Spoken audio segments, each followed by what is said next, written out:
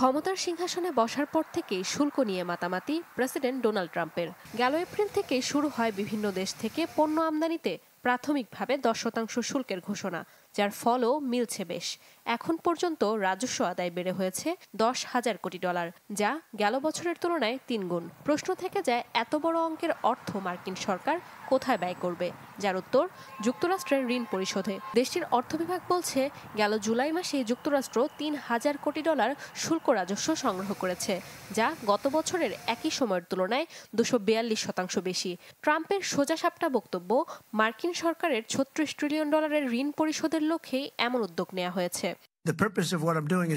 আমি যা করছি তার মূল উদ্দেশ্য মার্কিন ঋণ পরিশোধ। অর্থের দিক থেকে এটি বেশ বড়। আমার মনে হয় এত অর্থ আসছে, এর লভ্যাংশ আমেরিকার জনগণকেও দেওয়া যাবে। এখন পর্যন্ত ঋণের অর্থ পরিশোধ বা জনগণকে লভ্যাংশ দেওয়ার ঘোষণা বাস্তবে রূপ দিতে পারেননি ডোনাল্ড ট্রাম্প। যেখানে ট্রাম্পের পরিকল্পনায় বেশ অদ্ভুত, তা নিয়ে সন্দেহে বিশেষজ্ঞরাও বলছেন, শুল্কের বাড়তি খরচ এখনও বয়ে বেড়াচ্ছে ব্যবসা প্রতিষ্ঠানগুলোই। দাম বাড়ছে বিভিন্ন পণ্যের। অনিশ্চয়তার কারণে স্থগিত রয়েছে অনেক প্রতিষ্ঠানে নতুন কর্মী নিয়োগ। ফলাফল, সার্বিকভাবে বাড়ছে মূল্যস্ফীতি।